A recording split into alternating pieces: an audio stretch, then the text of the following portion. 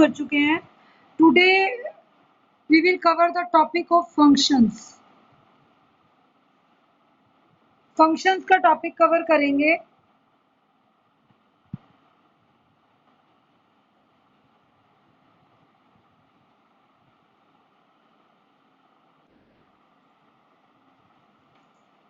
Yes, देखिए what function क्या चीज होती है। सबसे पहले बेसिकली हमें यही नहीं पता होता है what is function.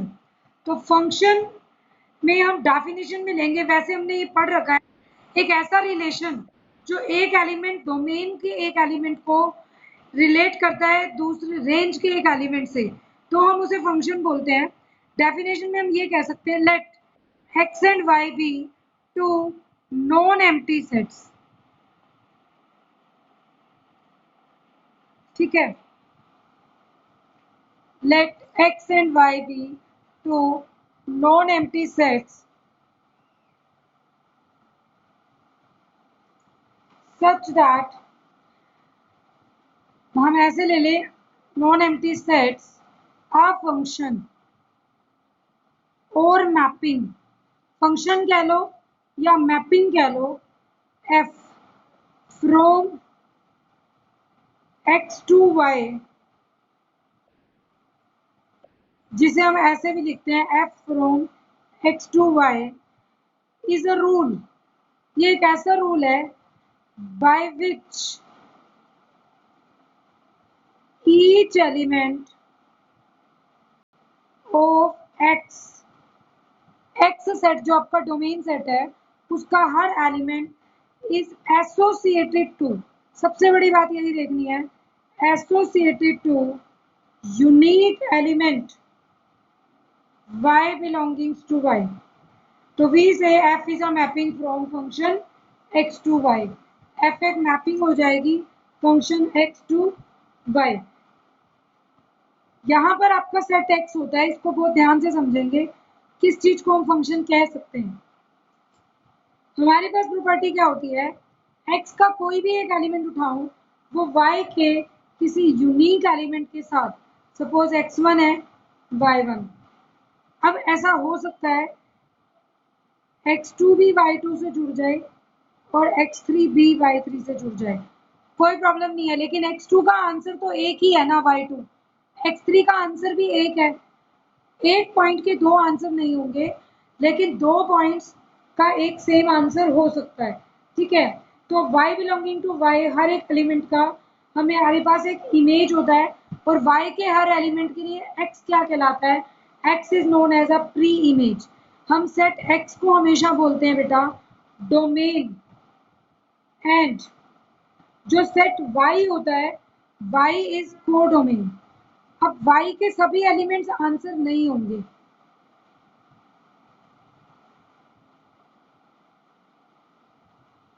y is codomain, y का हर एलिमेंट आंसर नहीं होगा। क्या होगा बच्चे, हो सकता है यहाँ y3 भी हो, y4 भी हो, लेकिन वो किसी का आंसर बने ही नहीं। तो अगर कोई एलिमेंट किसी का आंसर नहीं बनता है तो कोई प्रॉब्लम नहीं है, बट यहाँ कोई एलिमेंट खाली नहीं रह सकता है। तो ये y1 y2 y3 y4 में पूरा सेट y तो डोमेन है, लेकिन अगर इस 1 और 2 को देखा जाए तो ये क्या कहलाएगी, रेंज। रेंज वो एलिमेंट्स होते हैं जो x के एलिमेंट्स का आंसर होते हैं, मतलब इमेज होती है। x के एलिमेंट्स की इमेज के सेट को हम रेंज कहते हैं। f images means set of all f images of elements of x, उसको हम क्या बोलते हैं, is called range of function, जिसको हम f of x भी कह देते हैं, या fx के जितने भी आंसर हैं उन सब का सेट। तो ये रेंज कहलाती है। आपको सबसे सिंपल एग्जांपल बता रही हूँ, यहाँ पर बहुत कंफ्यूजन रहती है बच्चों को डोमेन, रेंज और कोडोमेन में। मैं आपको एक सिंपल एग्जांपल बताती हूँ अभी। बेटा हमेशा ये मान के चलना, जो सेट एक्स होता है ना उसको मान लो पर्सन्स का सेट, सेट ऑफ पर्सन्स, और y को मान लो set of place. Her person की कोई ना कोई प्लेस तो है, तो हर एक्स का कहीं ना कहीं कोई ना कोई आंसर तो जरूर आएगा। एक्स कभी भी ऐसा नहीं होगा यहाँ खाली मिल जाए आपको, वो फंक्शन नहीं होगा। अगर एक एक्स ऐसा हो जो ब्लैंक पड़ा है और जिसको आपने कोई आंसर नहीं दिया, तो वो एक फंक्शन नहीं है। तो हमेशा ये चीज ध्यान रखेंगे कि जो आपका सेट एक्स है वो कैसा पॉइंट है। हर एक्स में मतलब एक्स क्या है, सेट ऑफ पर्सन।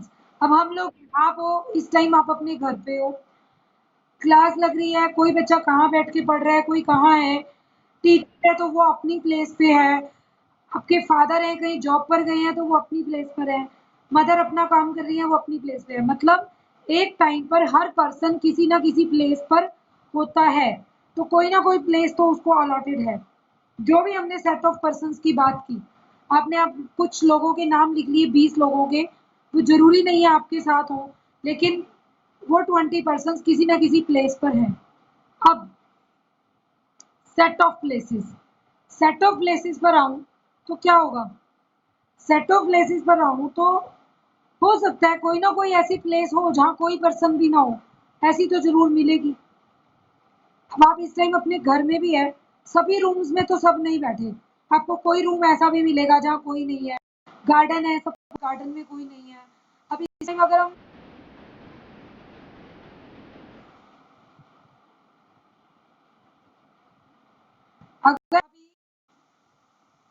अगर अभी हम टाइम स्कूल का एग्जांपल देखें, तो स्कूल में क्या है, जब हमारी क्लासेस लगती हैं तो हर स्टूडेंट स्कूल के अंदर किसी ना किसी प्लेस पे होता है। कोई लाइब्रेरी में है, कोई कंप्यूटर लैब में है, कोई क्लासरूम में है, कोई वाटर पॉइंट पर गया है, तो अलग अलग, कोई ऑफिस में है, कोई एडम ब्लॉक में बच्चा गया हुआ है।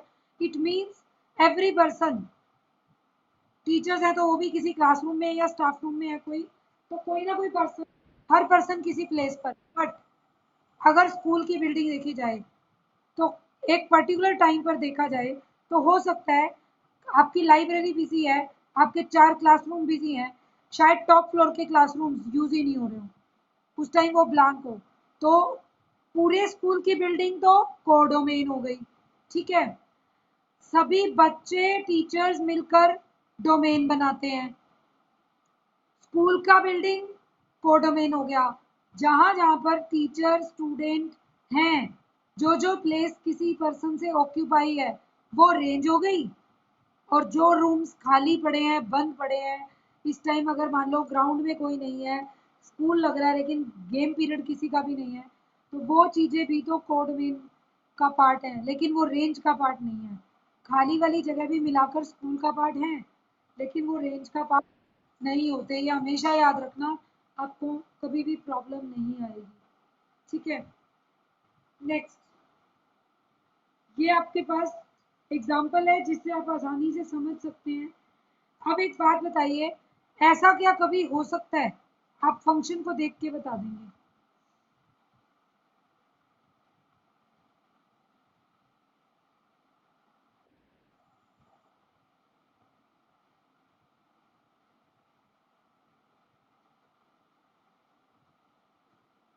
2 और 3 का आंसर 9 है, 1 का आंसर 5 और 7 है, इज इट पॉसिबल? ये नहीं होगा। क्यों? ये है पर्सन। अब 2 पर्सन तो एक क्लासरूम में हो सकते हैं, बहुत सारी बच्चे भी हम इकट्ठे बैठाते हैं क्लासरूम में, बट एक ये 1 रोल नंबर है, क्या ये इस टाइम सेम टाइम पर देखना है, क्या ये लाइब्रेरी में भी है और कोई दूसरा बच्चा कह रहा है नहीं वो तो क्लासरूम में प्रेजेंट है? Not possible. एक पर्सन एक पर्टिकुलर टाइम पर 2 प्लेसेस पर नहीं हो सकता, बट 2 पर्सन, 3 पर्सन, 4 वो एक पॉइंट पर हो सकते हैं। तो आपको यही देखना है फंक्शन है या नहीं है। तो हमेशा क्या देखेंगे कि जब आप सेट के एलिमेंट्स लिखेंगे, एलिमेंट कैसे लिखते हैं वो भी देखिए।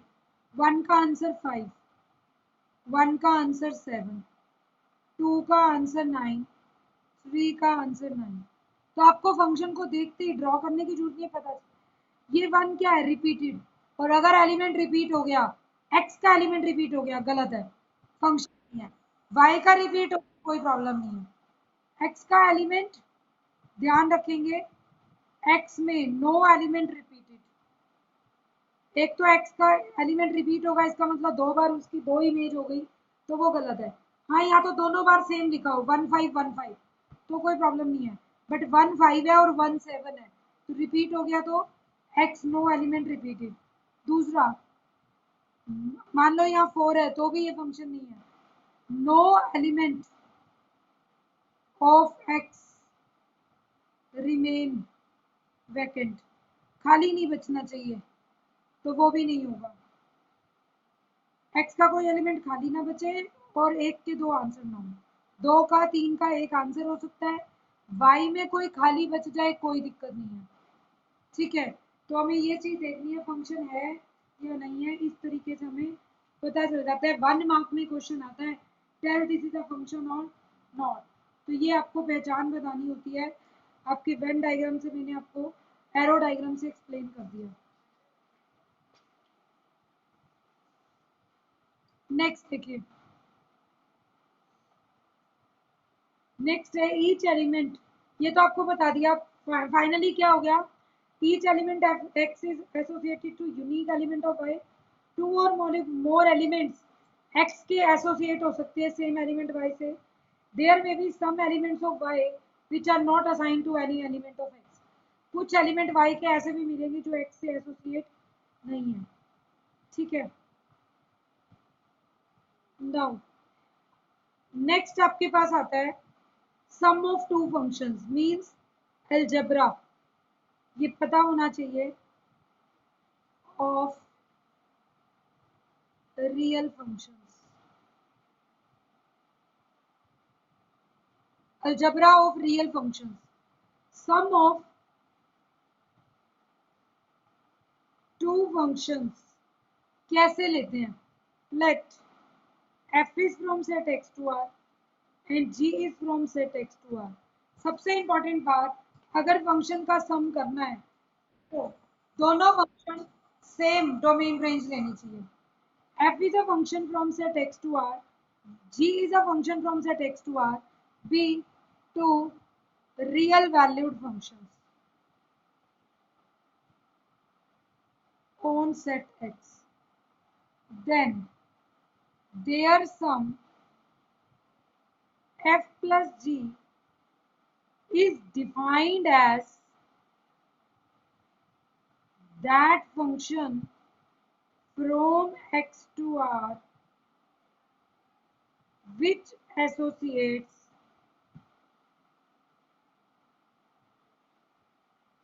each element x belonging to x to unique element y belonging to r। कहने का मतलब हर x का एक आंसर होगा, लेकिन वो r में होगा। इन दोनों x का जो भी एलिमेंट उठाऊं वो भी r में हो। इसको लिखने का तरीका होता है f plus G of x, जिसे हम बोलते हैं fx plus G X for all x belonging to x। बस आपको ये देखना है कॉमन डोमेन होनी चाहिए, डोमेन दोनों की कंबाइन कर देंगे। डिफरेंस में भी यही बात होगी। जब आप डिफरेंस लेंगे टू फंक्शंस का, तब भी क्या लेंगे, f is function from x to r, g is function from x to r, then same language आएगी ऊपर वाली, f minus g of x is also a function from x to r। ये भी x से r होगा, such that f minus g of x is equal to fx minus gx for all x belonging to x। Third, product of two functions।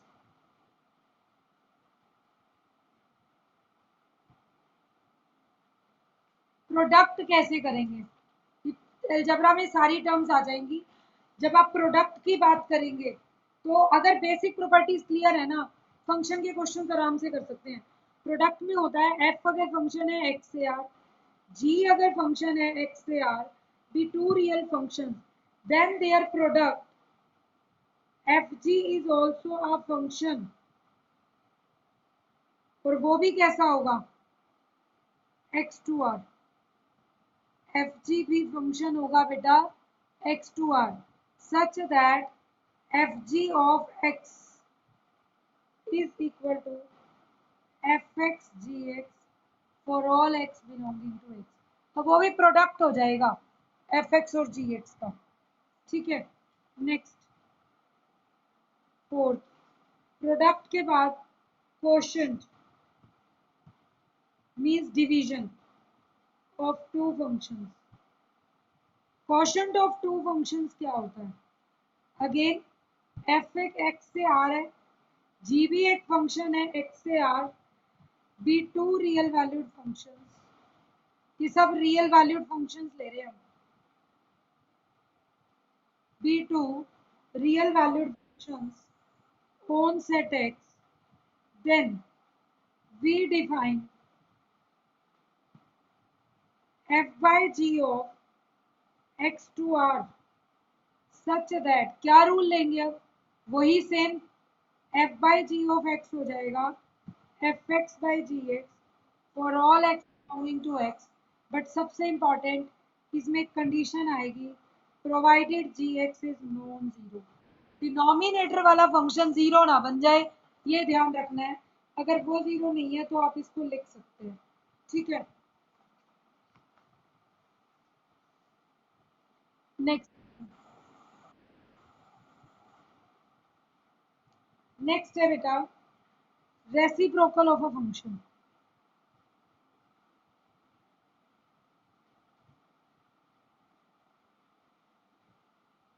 Reciprocal of a function क्या होता है?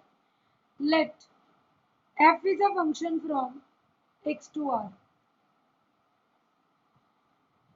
f आपका function है बेटा set x से लेकर r तक, be R real valued function, be R real function on set x, then its reciprocal 1 by f defined as function from x minus x such that fx is equal to 0 to r by the rule 1 by f of x is equal to 1 by f। अब इसका meaning ध्यान से समझेंगे। f तो एक function है जो x से रियल होता है, सभी रियल फंक्शन है सेट x पर, लेकिन उसका रेसिप्रोकल 1 बाय f बेटे वो वहां पर ही डिफाइन होगा, ये x टू r नहीं होगा। बस यहाँ गलती कर जाते हैं बच्चे कि दोबारा लिख रही हूँ मैं 1 बाय f फंक्शन, ये सेट x टू r नहीं होगा, ये x में से वो सभी पॉइंट्स निकाल देंगे जहां फंक्शन जीरो होता है। जिस जिस पॉइंट पर फंक्शन की वैल्यू जीरो होती है, पहले सेट x में से उन पॉइंट्स को बाहर कर देंगे, बचे हुए पॉइंट्स से एक फंक्शन r पर लेंगे जिसका आप रेसिप्रोकल लेंगे, क्योंकि अदरवाइज जीरो वाले पॉइंट का रेसिप्रोकल आ गया तो वो अनडिफाइंड हो जाएगा, वो हमें अनडिफाइंड नहीं करना है। तो इस चीज को ध्यान रखना है कि अगर कोई फंक्शन रियल होता है, बाकी जितने फंक्शन लिए हमने कहा एक्स टू आर सब में करते गए, बट यहाँ पर एक्स टू आर नहीं आएगा, एक्स माइनस एक सेट माइनस हो जाएगा उन सभी पॉइंट्स का जहाँ फंक्शन जीरो है। अब क्वेश्चन अराइज ये होता है कई बार, मान लो वो फंक्शन किसी पॉइंट पर जीरो हो ही ना, तो कोई बात नहीं, फिर यहाँ कुछ नहीं आएगा तो सेट एक्स टू आर हो जाएगा। लेकिन अगर कोई पॉइंट जीरो बनता है तो वो आप नहीं लेंगे, बस ये ध्यान रखना। नेक्स्ट के बाद है multiplication.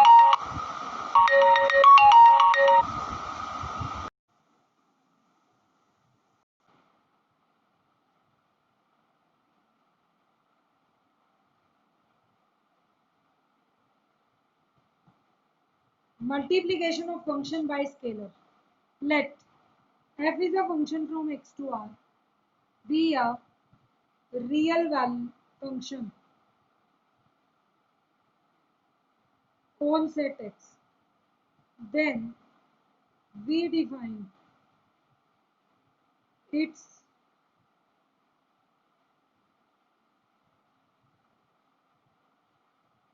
multiplication by scalar as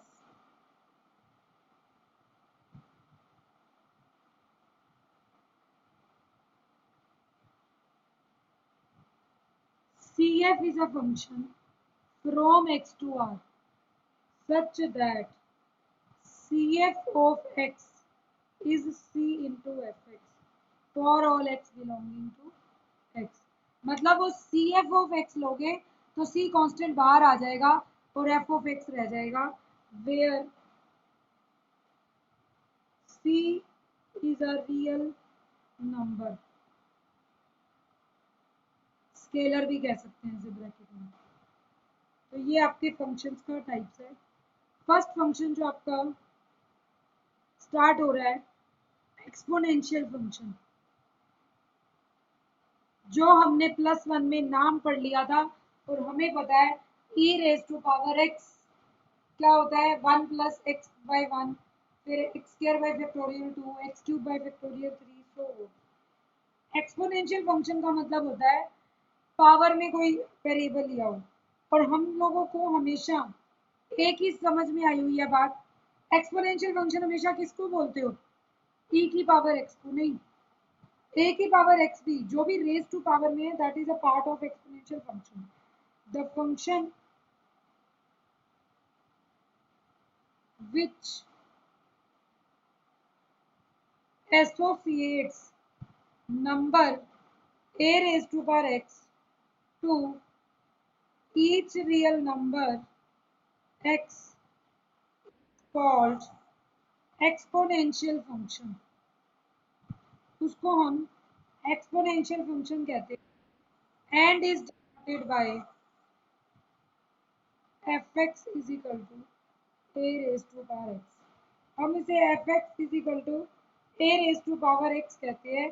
अब a की अलग अलग वैल्यूज होती हैं, a e भी हो सकता है, a आपका भी हो सकता है उससे, तो ये सभी एक्सपोनेंशियल फंक्शन का पार्ट है। मीन्स किसी भी रियल नंबर में की पावर a कोई नंबर दिया हुआ आपको उसकी रियल नंबर पावर ले लें a raise to power x, that is known as a exponential function. अब हम ये भी बोलते हैं दूसरे वर्ड में f is function from r to r defined by fx is equal to a raised to power x where a is positive. तो बस एक चीज ध्यान देने की है, a is not equal to 1 is called exponential function। क्योंकि 1 की तो आप कोई भी पावर रखेंगे 1 ही आ जाएगा, तो 1 नहीं लेना, that is known as a exponential function.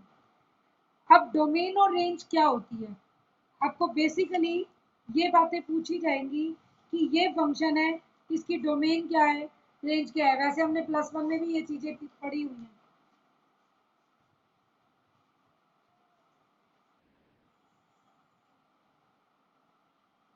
देखिए बेटा, अब जो एक्सपोनेंशियल फंक्शन की डोमेन है, द डोमेन ऑफ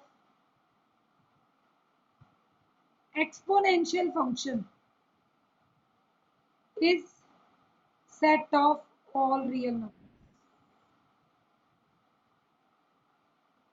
कोई भी रियल नंबर ले लीजिए, x आप कुछ भी रख सकते हैं, पॉजिटिव नेगेटिव सब चीज आएगी, बट मतलब दैट इज हम ये कह सकते हैं domain is R set of real numbers. Range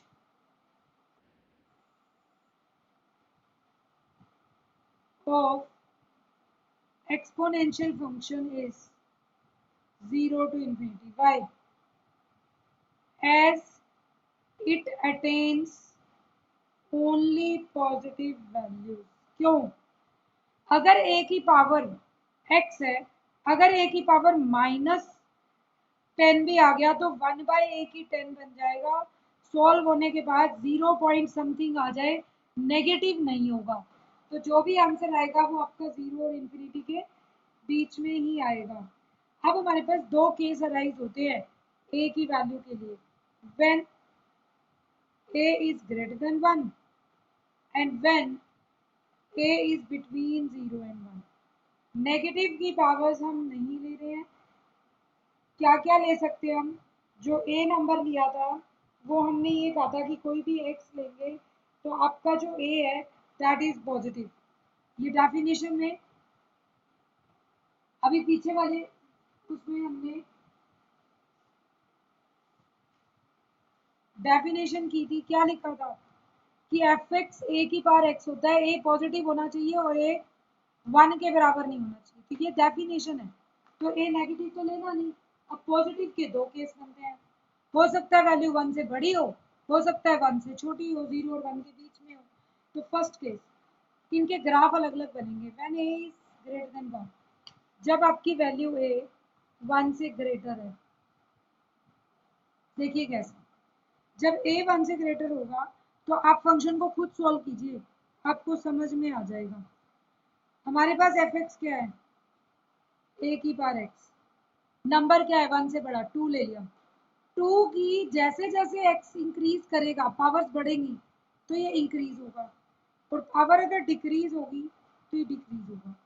अब हम क्या ले सकते हैं, अब x पे आ गया, a तो आपका 2 हो गया सपोज 1 से बड़ा, तो अब हम कहेंगे इस फंक्शन की वैल्यू 1 से कम होगी अगर x नेगेटिव है, 1 के बराबर होगी अगर x 0 है, एफ एक्स की वैल्यू 1 से बड़ी होगी अगर x पॉजिटिव है। दोबारा देख लीजिए बेटा, 2 तो मान लिया आपने, ठीक है, 2 ले लिया। अब 2 की पावर x, अब क्वेश्चन बन गया 2 की पावर x। अब 2 की x लिया, अगर 2 की पावर नेगेटिव है तो वो 1/2 की पावर बनेगा, तो वो 1 से छोटा आएगा। 2 की पावर 0 हो गया तो वो 1 बन जाएगा। 2 का स्क्वायर क्यूब होगा तो आंसर भी 1 से बड़ा हो जाएगा। तो इट मीन्स आपके फंक्शन का ग्राफ कैसा होना चाहिए। देखिए यहाँ x 0 है, x 0 हो जाए तो एफ एक्स की वैल्यू कितनी है 1, इस पॉइंट से तो क्रॉस करेगा ही करेगा। अब x अगर नेगेटिव होता जा रहा है तो वैल्यू 1 से कम होती जा रही है, ये 1 है आपका, तो इस 1 से कम होगी, लेकिन क्या कभी नेगेटिव होगी, क्या नीचे वाले y में आएगा, नहीं, y नेगेटिव तो होगा ही नहीं, तो ये value at a long approximately 0 के बराबर पहुंच जाएगी, लेकिन रहेगी ऐसी। तो जो जो x 1 से बड़ा पॉजिटिव होगा, ये वैल्यू 1 से आंसर ग्रेटर होता जाएगा, इस टाइप से। ये हो गया आपका एफ एक्स इक्वल टू ए की एक्स का ग्राफ जब ए 1 से बड़ा है। 0 पर तो आंसर 1, नेगेटिव है तो वो बिल्कुल 0 होने को जाएगा, 0 को टच नहीं करेगा, ये ध्यान रखना, 0 होने तक और 1 ग्रेटर हो जाएगा। अगर मैं सेकंड केस देखूं, case 2, when A is between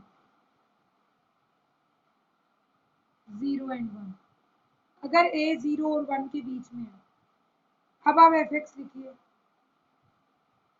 और 3 केसेस लीजिए, x negative, x 0, x positive. अब नंबर 1 से छोटा है, फॉर एग्जाम्पल मैं मान लेती हूँ 1 से छोटा नंबर क्या है 1/2। अब 1/2 की अगर नेगेटिव पावर आएगी 1/2 की -3, तो 2 की क्यूब वैल्यू क्या हो गई 1 से बड़ी। अगर 1/2 की पावर 0 होगी तो वो 1 ही बन जाएगा, और अगर 1/2 की पावर पॉजिटिव होगी पावर 4, तो 1/16 नंबर और 1 से छोटा ही है। अब क्या होगा, अब ग्राफ ड्रॉ करें तो वैल्यू 1 से 0 पर तो 1 ही है सेम, लेकिन अब अगर आप नेगेटिव में है तो आंसर क्या है 1 से ग्रेटर, तो ऊपर आंसर बढ़ता जाएगा। लेकिन जब आप पॉजिटिव पे चले गए तो आंसर और छोटा होता जा रहा है, तो लगभग 1/1000 भी आएगा, 1/10,000 भी आएगा, बट ये नेगेटिव नहीं होगा, लेकिन 0 के साथ साथ इस टाइप से चलता जाएगा। ये आपका फंक्शन हो गया ए की पावर एक्स, लेकिन ए 0 और 1 के बीच में है, ठीक है। ये ग्राफ ऑफ एक्सपोनेंशियल फंक्शन थे, ये जनरल है। अब ई की पावर एक्स का क्या होगा, किसको बोलते हैं ई की power x, exponential function with base 10 is called common exponential, जिसका डिफरेंस हमें नहीं पता। बेस 10 वाले को हम बोलते हैं कॉमन एक्सपोनेंशियल फंक्शन, ठीक है। और जिसको हम लिखते हैं एंड इज डिनोटेड बाय ई, सिर्फ ई से डिनोट करते हैं। और ई की वैल्यू कहाँ लाई करती है? Value of e lies between 2 and 3, 2.7 something होती है ना, तो 2 and 3। Now using e as a base, इसको नेचुरल एक्सपोनेंशियल बोलते हैं। अगर f x is equal to e की पावर एक्स लिख दे, वो जनरल एक्सपोनेंशियल था, इसको क्या बोलते हैं? नेचुरल एक्सपोनेंशियल फंक्शन, ठीक है, जिसको ई की पावर एक्स लिखते हो और ग्राफ बना सकते हैं। अब एक बात और आती है, जब ई की पावर एक्स है तो ई तो मुझे पता है 2 और 3 के बीच में ही है, तो अब नेगेटिव केस और पॉजिटिव केस कैसे बनाएंगे? जब आपकी वैल्यू ई की पावर एक्स है तो इसका ग्राफ सेम होगा जो a ग्रेटर देन 1 वाला केस था, ई की पावर एक्स का। और ई की माइनस एक्स आ गया तो ये वाला ग्राफ होगा जो a 0 और 1 के बीच में बनाया था। तो ये आपका एक्सपोनेंशियल फंक्शन का डेफिनेशन और बेस था, जो हमें पता होना चाहिए। बेटा as soon as this link gets over, I will send you another link, तो stay connected then. Logarithmic function.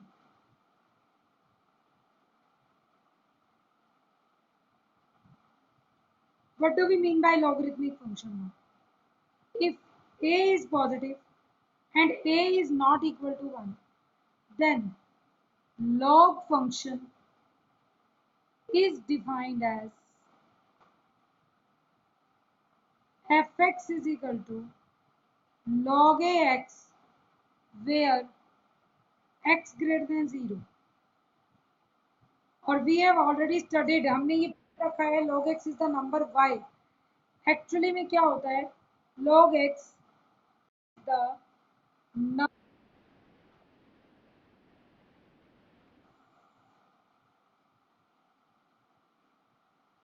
log x is the number y, ठीक है, such that a raised to power y is equal to x, that is log ax is equal to y if and only if a raised to power y। ये समझ लेंगे ध्यान से तो समझ आ जाएगा एक्सपोनेंशियल वाली बात। अगर a की पावर y x है तो y ये पावर किसके बराबर होगी? ये बेस बन जाएगा log ax। e की पावर y x है तो log e x, ठीक है। log ax y है और अगर आप x ढूंढना चाहते हो तो यही जो बेस था ये इसका बेस बन जाएगा, a की पावर बन जाएगा। ये चीज ध्यान से समझने की है। और अब इसमें भी वही केस अराइज होंगे when case 1 a is greater than 1 and when a lies between 0 and 1. In next video we will discuss this in detail, log function को डिटेल में।